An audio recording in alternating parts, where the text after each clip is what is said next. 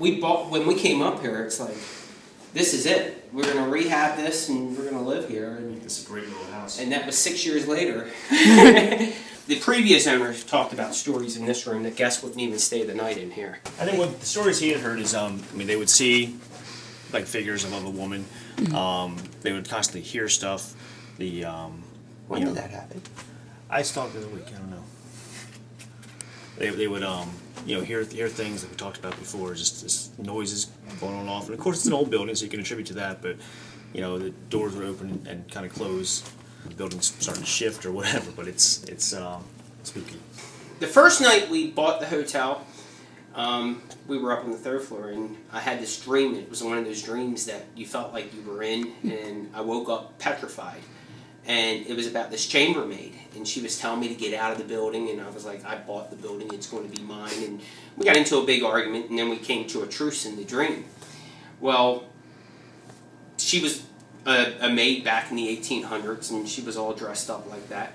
Well, Psychic Detectives, the TV show that's on Court TV, they did not related to our building, they did a filming out on the Delaware, and they brought a psychic in here. They did a reenactment in our bar, and they brought a psychic, Nancy Myers, in here.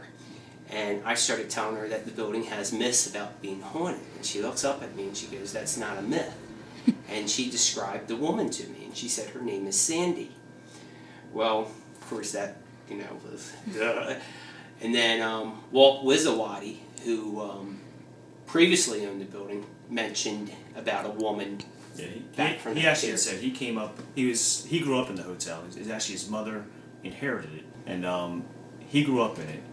And then he said the one day he was walking up to the 2nd floor, right at the top of the steps was this woman, and he looked at her and he just turned away, and then he turned right back. The second glance, and she was gone. And he said it was just so real, like so evident that someone was there. I was coming up here one day, and we were actually bringing furniture in this room. And I was down the end of the hallway, and I saw somebody go from this room to that room, and they had a black cape on. And I said to the person that was helping me, I said, "Did you just see that?" And they said, "No."